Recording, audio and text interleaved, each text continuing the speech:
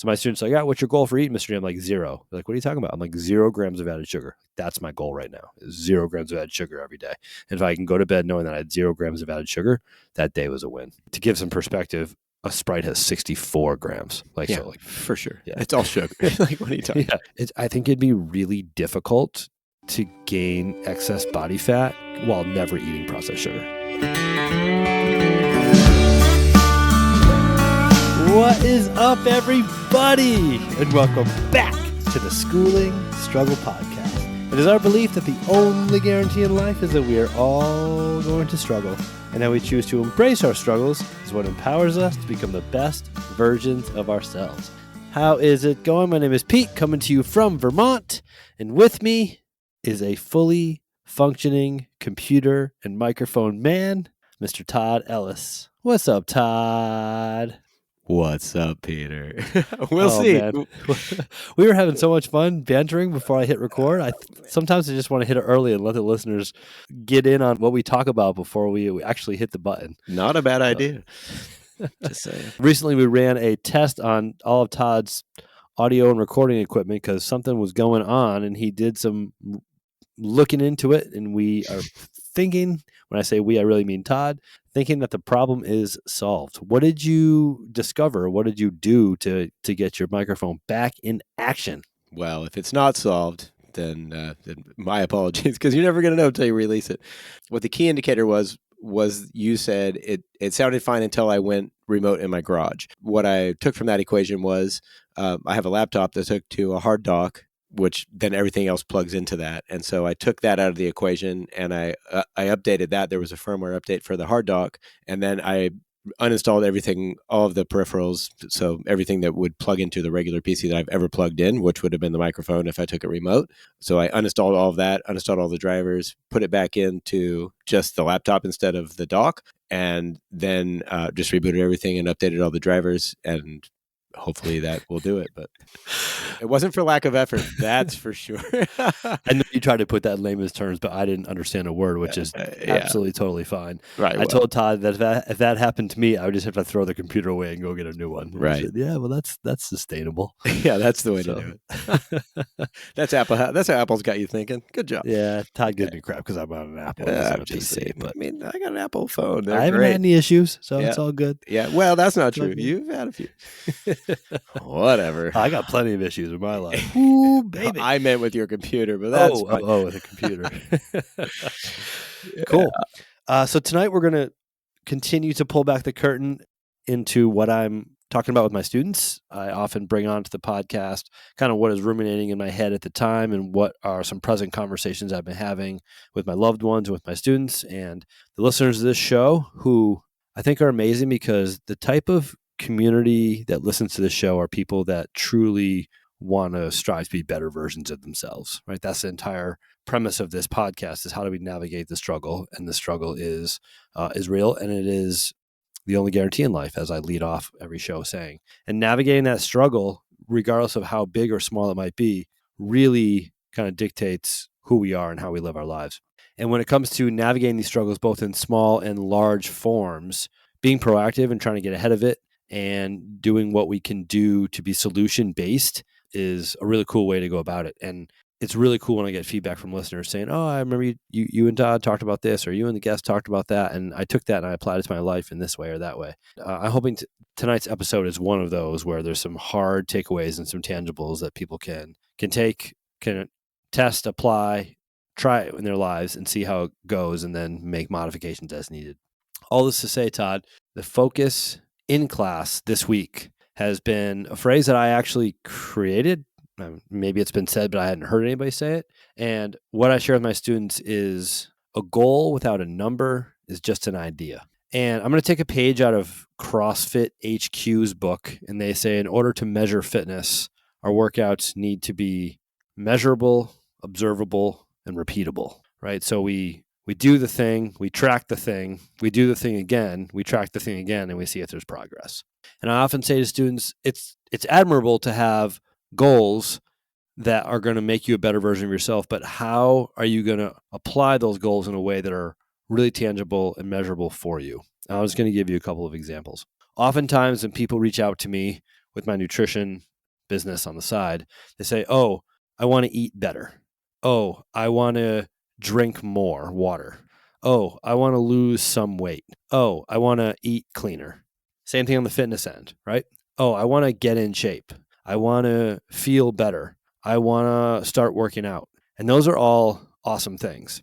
And as we kind of trickle down into all 5 pillars of health here, exercise, sleep, nutrition, mindset, and connecting with other people, I am taking what I've learned about this and applying it to parts of my life that might not always be measurable. Like, how do you measure if you're making progress in a relationship with someone you care about? How do you measure if your mindset is improving? Like, those are tricky things.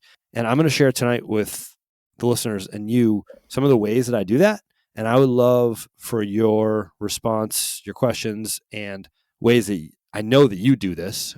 Hopefully you can recognize them in yourself enough to articulate to us tonight how you do this. But just saying, I want to do more, I want to do less, I want to be better at, for me, doesn't move us closer without being able to make it observable, measurable, and repeatable.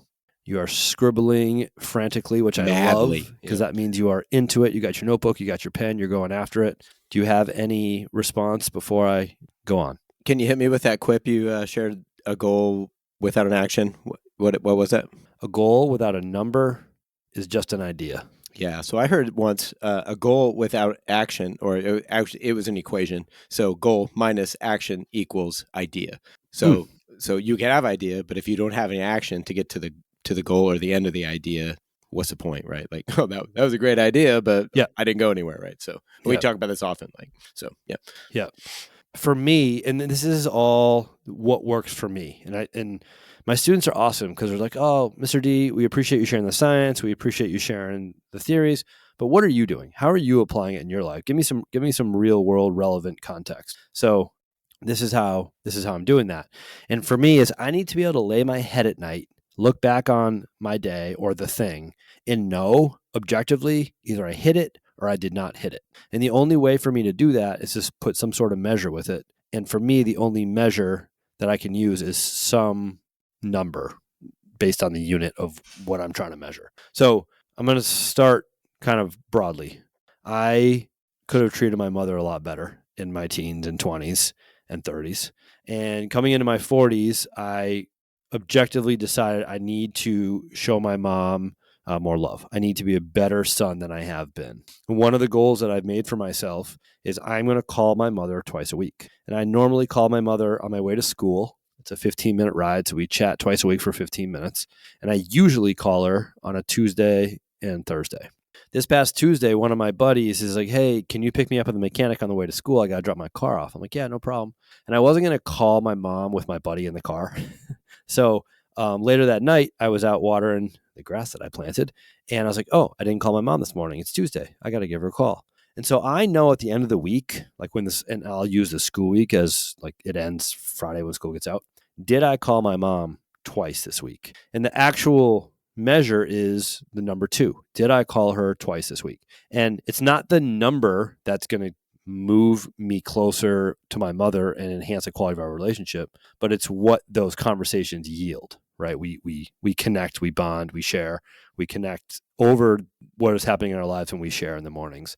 And just having that number 2, I got to call my mom twice a week, is really, really helpful for me to help my relationship with my mother grow. Could I probe a little? Please.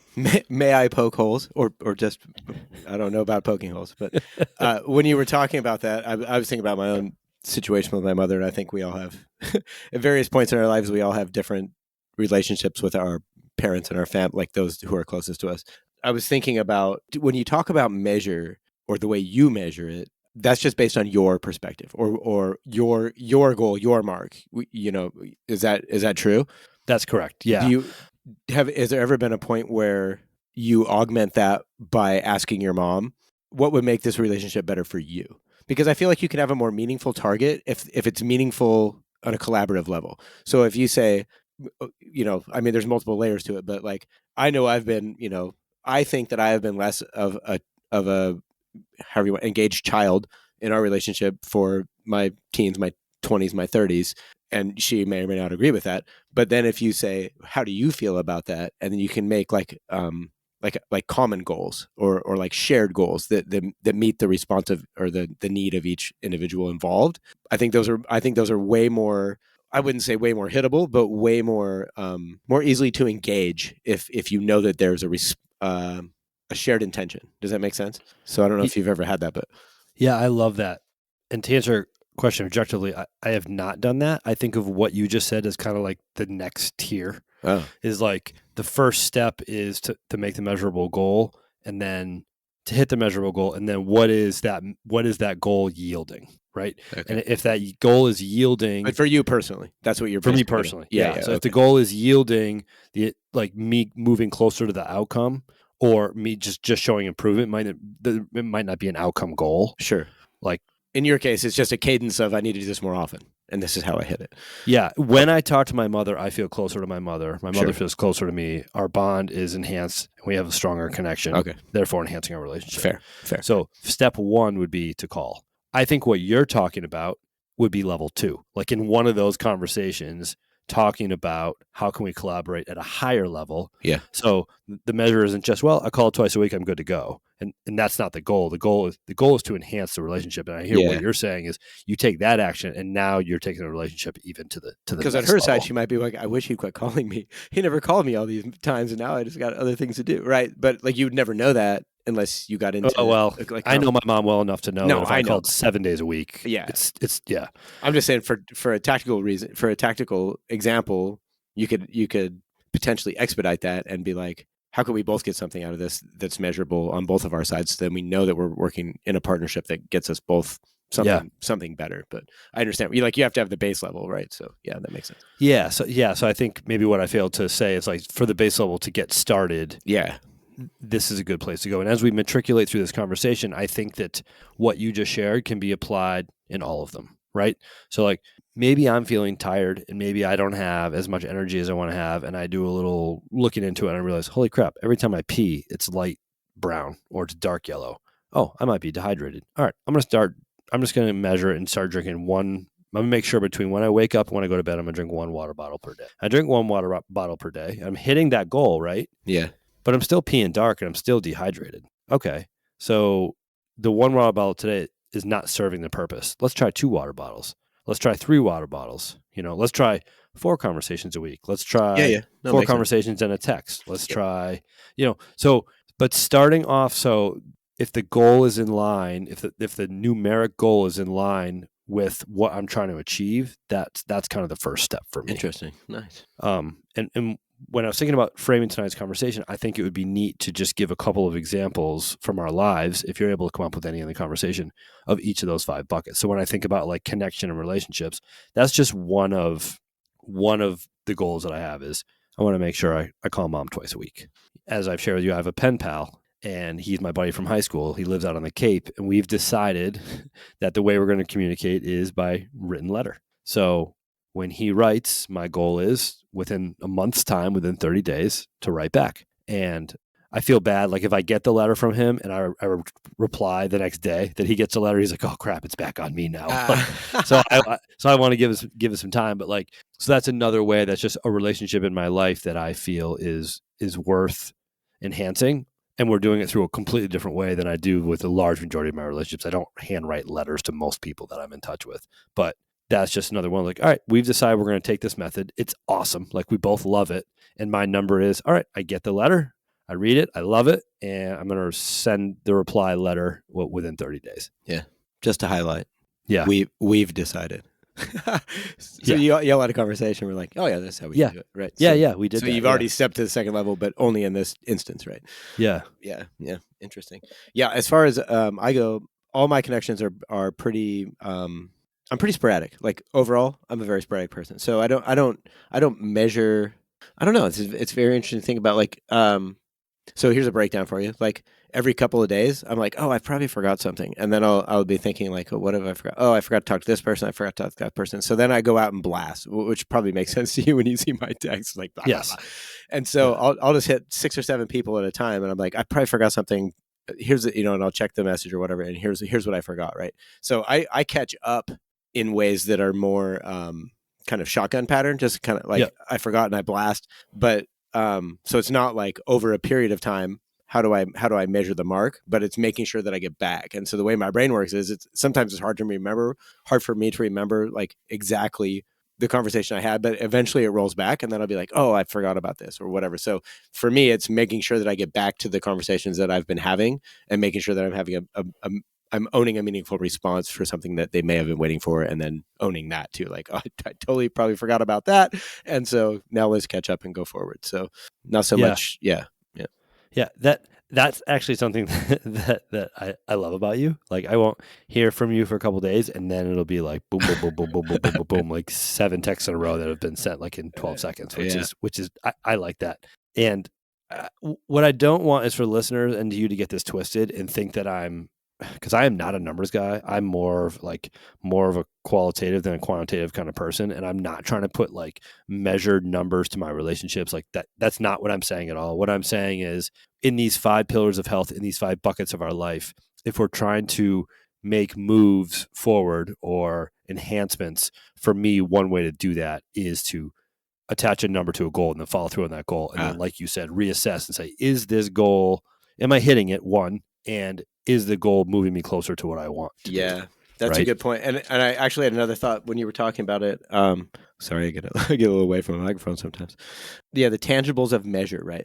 You were saying something about tangibles of measure, and I thought about it's the goals of flexibility and also remaining aware that the flexibility remains within your reach or within on your side, right? So maybe this thing isn't as important as I thought it was, and I need to remain flexible and not continually hold myself against this bar and then beat myself up when I don't get it. So if I don't make those 3 calls, like that's okay, I got 2, right? Because if you have a hard metric, sometimes it can be very deflating when you don't hit that, and then you go the other way. You're like, well, if I didn't make 3 calls this week, then I don't really need to make any this week because it didn't really matter, right? So I think that there's an important lesson somewhere in there about always being able to always having the willingness and the ability to remain aware that there is flexibility in everything we do. And we talk about balance all the time, right? But I think it applies in all levels of our life, even if it's a hard metric that you set for yourself or if it's an expectation, as much as I don't like that word, from somebody else. I think that you have to remain diligent in where you're able to balance those things to move forward. And that is forward movement. I think a lot of people lose that. Like, oh, I fell off my diet this week, so well, now I'll just have a crappy diet for the rest of the week. That's not exactly balance, but you have to be able to realize I need to be flexible so I can get back to a place where I'm back aligned with whatever my intention or my goals were. Yeah, I feel in a way I'm kind of experiencing that right now. So you and the listeners know that every March I compete in this worldwide fitness competition that you perform in your own gym online, and you submit your score to a worldwide leaderboard. It's called the CrossFit Open. And I have goals for myself and things I want to do. And 13 months ago or 15 months ago when it ended, I was like, all right, I just need to get stronger. So I'm going to dedicate the next 365 days to eating way more than I eat, to not doing heart rate type work, and just focus on my strength. And I had a couple strength goals. One was a deadlift goal, one was a squat goal, one was a bench press goal, and one was a strict shoulder overhead press goal. And over the course of that year, I gained a lot of weight, like the heaviest I'd ever been in my life. I think, 125. Yeah. When I'm really, really working hard and eating a lot of protein and really lifting heavy, I can get to 175. Holy smokes. And this past year, I got to 190. Nice. And I got to 190, and I carried more body fat than I've ever carried in my life. And I only hit 1 out of those 4 goals. I only hit the deadlift goal. I didn't hit the other goals. Yeah. For a couple different reasons. And so when the competition came around this year, I was way stronger, but I was also way fatter. I did have the best performance of my life this year, like not even close. Like congratulations. Yeah, thank you. It felt really good, but it was so much work to carry all that weight, and I just felt like heavy. So it just ended a month or 2 ago, and I'm like, all right, I'm going to see if I can maintain the same strength, but shed all this body fat. So I have been 32 days now, like really regimented about what I'm eating, and it's working. I'm maintaining my strength, and I'm losing a lot of the body fat. But like, I spent a year to do this thing, and like, it kind of failed. Yeah. Like I didn't hit those strength goals that I was hoping for, and I just felt like I just didn't feel good about myself. So it wasn't, well, I'm going to spend another year lifting heavy to hit those 3 goals that I missed. It was, all right, let's pivot, let's recalibrate, let's be flexible, like you just said, and let's try to move forward with kind of a different mindset and a different approach. Yeah. Another lesson that I see from afar in that with you, and again, congratulations on doing that. It's you've struggled with injury for a long time because you push too hard. Because you're like, oh, now I got to do this next year. Oh, now I got to double down, right? So Yeah, you've that's actually, why I didn't hit 2 of those 3 goals. Yeah. They're injury related. right? But you've Shoulder. But if you look back, would you say that, oh, I've learned something about myself because now I know I'm not going to double down? Every time I fail, I learn something about myself. Yeah, good answer. Yeah, that's great. Yeah, and I think the example of CrossFit or the example of any physicality by measure of weights or by something that's very concretely tangible, I think that's a good tactical point. Is like, can I lift more because of X amount of effort I put in, or can I run further or faster because of X amount of effort? Like those are the ones that really get you, because a lot of them are kind of muddy, right? Like, did cutting out that, cheeseburger really make the difference in my weight loss or the way I felt? That's hard to know because there's so many other things. So, I teach 70 students a semester, and 68 of those 70, like every human that I know, their goal is, how do I gain muscle and lose fat? Like, what human doesn't want to do that, right? Like that's sure. the $1 million, that's $1 million goal. And that's what we're all trying to do, that, that decide to go that fitness route. And so what I say to them is, all right, so the goal can't be, well, I just want to lose weight, or the goal can't be, I just want to get stronger. For me, the goal is, I want to get stronger. Okay, I'm going to strength train these muscle groups using these sets and these reps this many times per week. So, and that's the win, right? Do I strength train 3 times a week, hitting each muscle group at least once? So how do we track that? And I had Jordy Allard on the podcast about a year ago. He was making a run to be a professional baseball player. He's dealt with some injuries, and I don't know if that's his reality anymore, but he talked about how he had like 5 categories that he wanted to earn a check or a star at for each day. I remember that. And one of them was hydration, and one of them was working out, and one of them was a mindset, and one of them was journaling. And he found that, like, when he was getting checks in certain areas, he was more likely to get checks in other areas too. Yeah. And when he was starting to not get checks in certain days in certain areas, that would have a negative spillover onto the other ones, which I think is really fascinating. And that's why I think, like, measuring it and tracking it is so cool, because A, you can look back and see how it's gone, but B, it also has overflow into other areas of our life. If I'm hitting my 3 strength training sessions a week, I'm more likely to probably eat more protein and to support that, because I want to support that. And when I'm eating more protein, I feel better and I crave less crap food. And when I'm feeling better about myself, I sleep better. When I sleep better, I have a better mindset. When I have a better mindset, like, all these things kind of build off each other, right? For sure. And we always talk about the hardest thing is getting started. And I just think that having these measurable goals, and I think it's easier for people, like exactly what you just said, in an objective measurement world like fitness. I can do this weight, this reps. It's all number based. You just set your goals and move forward. But when it's the stuff like the relationships, the mindset, for some people, the sleep, the nutrition, like it's a little bit harder to include those numbers in those goals. And that was kind of what I wanted to focus on when we chatted tonight. Yeah, good. All right. Well, there's bucket 1. Yeah, I think we just kind of covered fitness too. So let's call it relationships and fitness. I would love to move on to the mindset bucket. And this is an area where I think that you will never say this about yourself, but I think this is where you are a master. I know you don't say that you're definitely not not anything. No shot. But I think you have your rituals. I think you have your thoughts. I know you have approaches to this that most people don't do, because you share them with me on a regular basis. And I just be curious to know, when it comes to mindset stuff, what are you doing to move yourself closer to where you want to be? There's another word for ritual that you use. What is that? Discipline? It's like the process of like, you have a baked in plan of the things. It's not ritualistic. It's more loose than that. Like, you have a process you follow every day, like a routine. That's what it's routine. Okay. Right? Routines or rituals. Okay. But when you said ritual, it resonated with me way more than routine, because I don't consider myself a routine-ish person, but ritualistic is definitely more my alley. They might even mean the same thing. I don't know the nuance between the difference. Yeah. But I have found, and I was going to say this on the last topic too, but I measure the things that matter to me by the way that they make me feel over over a duration of time. So, and it's hard to put a finger on because it's always the same. Like you always have to start. Like, so there are some truths and there are some actions that you always must adhere to in order to get to the point where to you, I might look ritualistic and locked into my mindset, which is not the truth. I have a long ways to go and it's a never ending journey. But I think that if you look at it in terms of ritualistic instead of routine, I think they can be misconstrued or very closely paralleling. But to me, it's I get up in the morning and I go sit in my hot tub, and over the last 90 days, 90 some odd days, I send you a message now because about like how that went or how I felt or some random nugget of what was in my mindfulness program that day. That part keeps me accountable and it keeps me like moving forward, thinking to myself, well, it's not just me sitting here and getting something out of this. I can share something that I've learned and that helps somebody else. So I'm big into making sure that I'm in service of other people to share what I've learned, or at least share that I'm on an accountable level or an accountable journey to make sure that the things that I say align with the things that I hope I can do. And we talk about that all the time. When it comes to the mindset piece, it goes back to how do I feel in the day if I do it and if I don't do it, right? So there's another piece in there, the gamification piece. So I use Calm. It's a mindfulness app. And, every time you do it, you get a star and you're on a streak and la, la, la.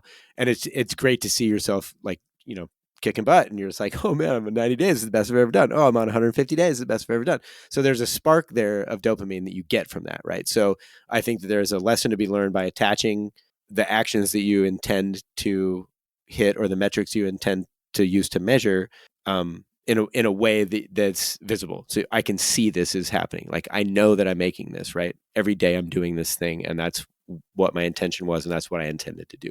So there's one piece there, and there's a host of negative sides that go to that. Like, pretty soon you have to have an app and you have to be looking in there and you can't do it yourself. So there are dangers on the other side of gamification. But on the ritualistic side and the keep it going and on a streak kind of side and mapping this to how you feel is, again, it all boils down to awareness. How do I feel when I don't do this thing? Or if I miss this for 4 or 5 days, am I beating myself up or am I more aggressively jumping back into it perhaps, right? So running is a perfect example for me. Like I didn't run for a long time, and I have a whole host of habits that I should not have that I'm getting rid of pretty soon. And what's your definition of a long time? I mean, I didn't run like I was running religiously half marathons like every week for, I don't even know, probably the last 2 years, maybe. Like I was running a lot because running is just a release for me. So running is kind of like meditation, and it is a meditation for me. Like I focus on my breath, like I get all these benefits out of it, but I just got away from it. So I was like, okay, well, I need to start running again.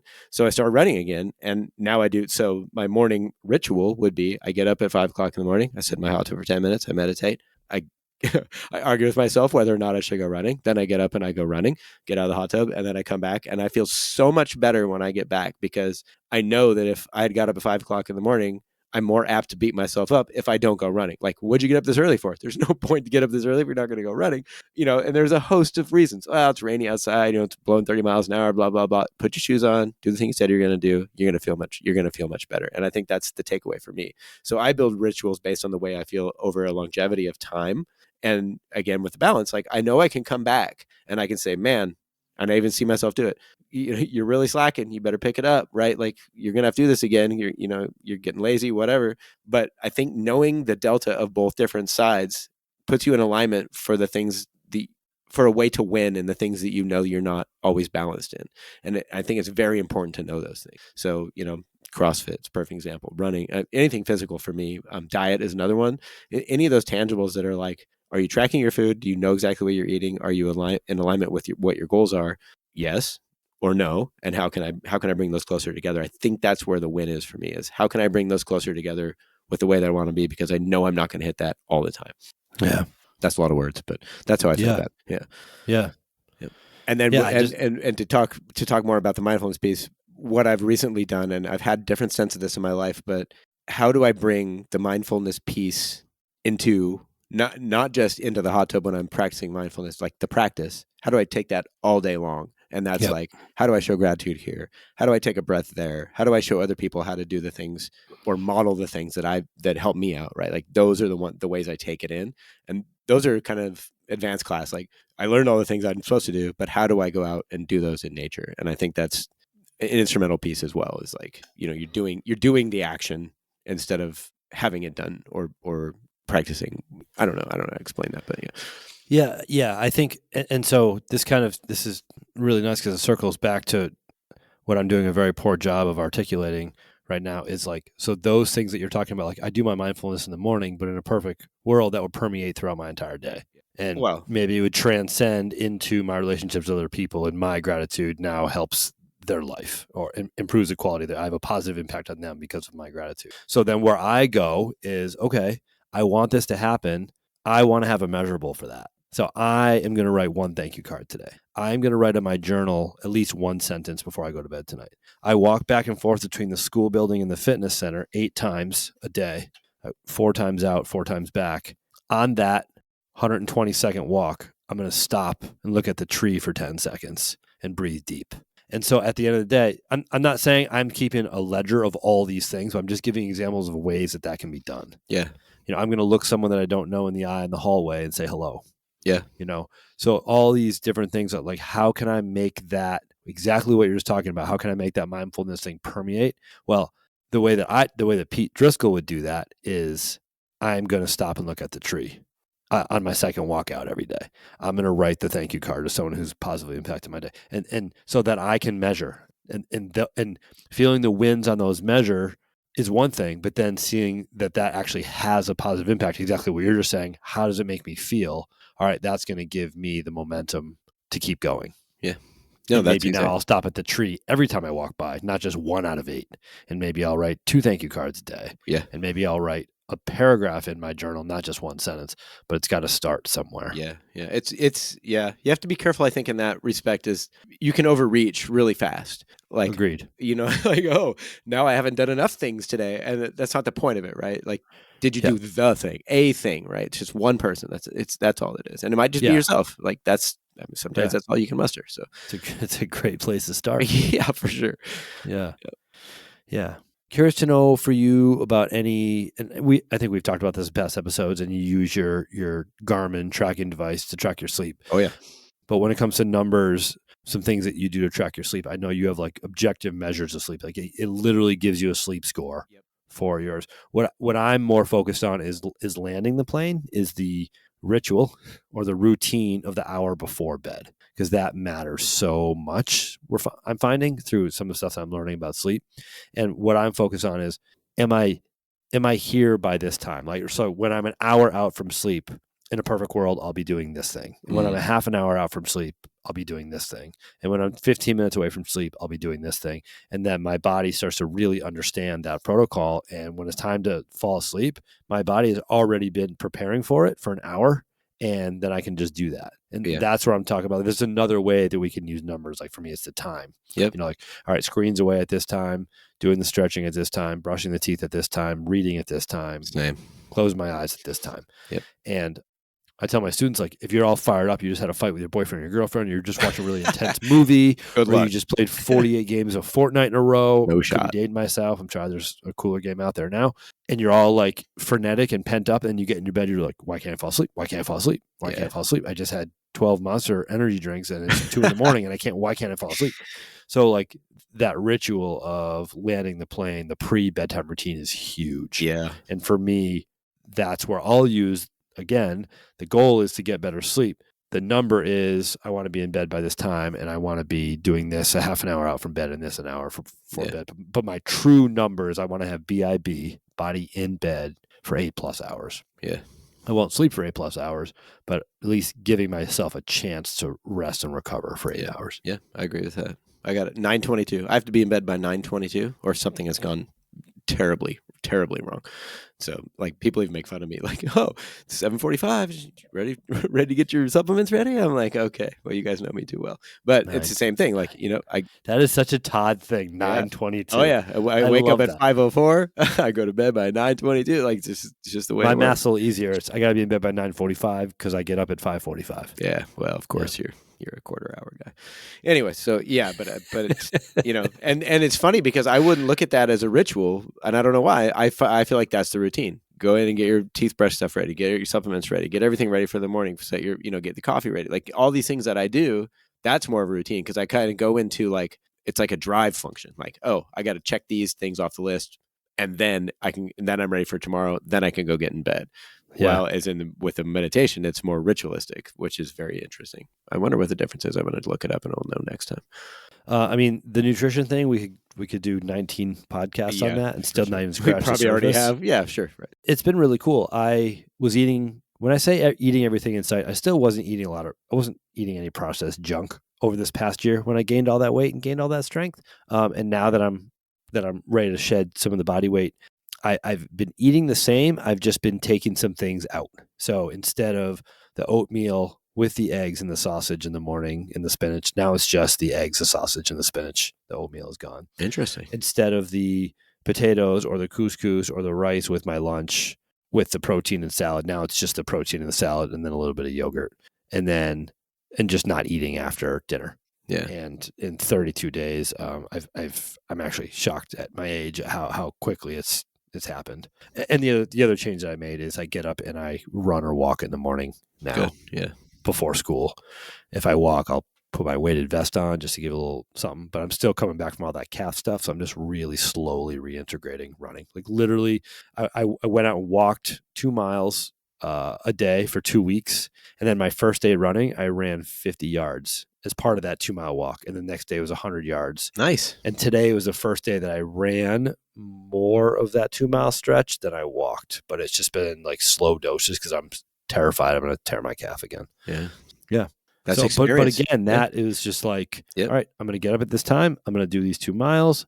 And each day I'm going to add a little bit. And there's a number there. Like, and it's not the hard number, like 52 yards. It's yesterday I ran to that tree, but tomorrow I'm going to run to that tree. Yeah. Yeah. Every other block I'm going to walk. Yeah. We are currently recording on May 16th. So for the last month, the middle of April till the middle of May is when I've been doing this. And other than Cinco de Mayo, when my wife makes homemade fried ice cream, which is really, really good. Oh, that is delicious. I had a little bit of that. But other than that, I literally have not had a gram of added sugar in 32 days. And it feels really cool. So my students are like, what's your goal for eating, Mr. D? I'm like, 0. They're like, what are you talking about? I'm like, 0 grams of added sugar. That's my goal right now, is 0 grams of added sugar every day. And if I can go to bed knowing that I had 0 grams of added sugar, that day was a win. Yeah. To give some perspective, a Sprite has 64 grams. For sure. Yeah. It's all sugar. Like, what are you talking about? Yeah. And they sneak sugar into all kinds of things. We've talked about this before. Like ketchup, salad dressing. Yeah. Ridiculous. Yeah. It's like, what is this doing in here? Yeah. Anyways. Yeah. Good for you. Yeah. Do they look at you like, man, that's crazy? 0 sugar? Being as how they wake up with a Pop-Tart? Yeah. I think it's hard for them to Yeah. We have done a lot of focusing on like the information on nutrition labels. So like how many ingredients, the first ingredient, the food has the most of that thing. The second ingredient listed, the food has the second most of that thing. And then we're talking about like added sugar is a big one that I talked to them about. And then it's cool today. I gave them each 3 nutrition labels from snacks that I like collected over the years. And I asked them to rank them in order based on their own thoughts on nutrition, like which is the most healthy. Oh, nice. Or most nutritious, which one's the least nutritious. And it's interesting because they'd be like, oh, by the measure that I have here, the Cheez-Its are actually more nutritious than the breakfast cereal that's marketed as a breakfast cereal, like Honey Nut Cheerios or whatever. Yeah. And there is no right or wrong because there's so many different variables on the back of a food product to decide its nutrition. Like, there's the sugar, there's the sodium, there's the micronutrients, there's the fat, there's all the ingredients. There's ingredients that you can pronounce, there's ingredients that you cannot pronounce because they sound like you came from a science lab.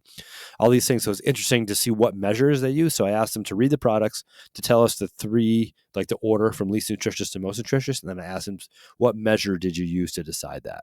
And it was neat. Some used like the number of ingredients that they could pronounce, the first 3 ingredients. Some use it add sugar. Some try to do a blend of all of it. But that's a really, really, really tricky concept to get hold of. But I think for me, when it comes to food, it's the number one thing for me is added sugar, like processed sugar. I think it'd be really difficult to gain excess body fat and like while never eating processed sugar. Yeah. I mean, by far. Right. Yeah. It's funny. I heard something the other day. I don't know if it's true or not. I didn't check it, but it sounded about right. Processed meats are at the same, and I don't know if this is true. Probably not. Maybe. I don't know. I'll research it. But are noted nutritionally as a carcinogen, almost to the equivalent of cigarettes. And I thought to myself, that's odd. Like, but then I thought to myself, what are they doing to process that meat? Like, that is awkward. So, yeah. But even when people think they're eating good, like there was a gal at work today and she was eating lasagna for lunch. And she's like, those Russell Stover, like frozen lasagnas? And I was like, yeah. And she's like, they say it's 4 servings, but it's really just 1. And I get all my vegetables and I get all my protein. I was like, have you looked at the sodium in that Oh, yeah. So, right. There's so many measures to look at. Good on you for teaching that. That's a tough, slippery one.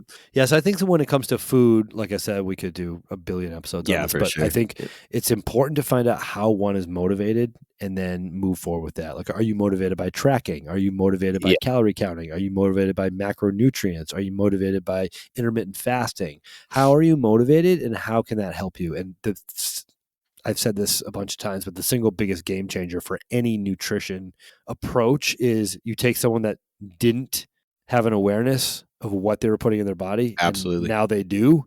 And that alone is the game changer. It That's doesn't the matter. Toolbox. It doesn't matter the method. It doesn't matter the name of the fad diet or whatever. It's just before I was not accountable. Now I'm accountable. And that's the difference. It doesn't really. Yeah. So. I know now that Ben & Jerry's pints are not good to go to eat before I go to bed. Like, that's simple to figure out, right? Yeah. So I feel like I was all over the place tonight with this episode. No, you're good. But for me, this works. Is if I want to make a lifestyle change or I want to improve on something, find a way to put a number to it. So when I lay my head at night, I know today I got it or I didn't get it. I either drank 3 bottles of water today or I did not drink 3 bottles of water today.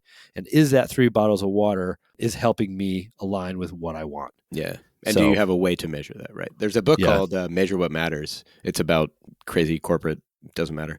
But the idea behind it is exactly that. Like, you have to measure what matters. And in order to measure what matters, you have to know what matters to you. And I think that's the most important part is, why do I want to get here? How do I think I'm going to go about getting there? And how am I actually going to measure what I'm doing as having some sort of outcome or trackable, metric? Yeah. So what I'm going to encourage the listeners to do is to think about those things that we wouldn't normally measure. Like, we normally measure fitness in ways. We can measure our sleep in ways, and we have these fancy trackers, and we can measure our food. But like, what about the mindset stuff? And what about the relationship stuff? How can we find ways to measure that so that we can strive to move closer to who we say we want to be in those buckets or in those areas of our life? Yeah. My favorite for that is if it makes you feel uncomfortable, do it, and it'll make a difference to somebody else. Guaranteed. If you think, I should go tell that person that thing, and then you're like, nah, that's stupid, you should definitely go tell that person that thing, because that's what's going to make the most impact to you and to the other person every time. There's no way it's not. Like, should I pull over and help this person with a flat tire? Nah, that's dumb. I'm going to be late for work. Yes, I should help that person with a flat tire because it's going to make all the difference in the world to that person, right? Right. Yep. So, that's been my experience. I don't know if it works for everybody, but awesome. I actually thought you were going to say, if it makes you uncomfortable, stay away from it, because like food, like a good sign of if something is nutritious for me or not is if I eat a lot of it, how do I feel after? No, I was talking about the mindset piece.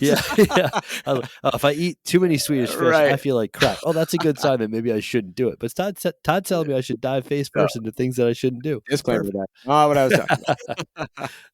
But we probably for the 94th episode in a row, we'll finish with, it all starts with awareness, right? That awareness is everything. It is. It really awareness, intention, action. Yep. Awesome. Well, I'm glad the microphone is up and working. I think you sound wonderful. Hopefully, when we produce this thing, you'll be loud and clear. Yeah. If not, I don't know what I'm going to do. I've almost done everything I can. Speaking of loud and clear, to all the listeners out there, we so very much appreciate your ears. We thank you for your time. We are incredibly grateful for your attention. On behalf of Todd Ellis, we are the School and Struggle Podcast. We are out. See ya. Am I supposed to say on behalf of Todd Ellis and myself? I don't know. Yeah, that's usually what you say. Oh, okay. I'll fix that for next time. Pitch it. Still recording. You can do it right now. See ya.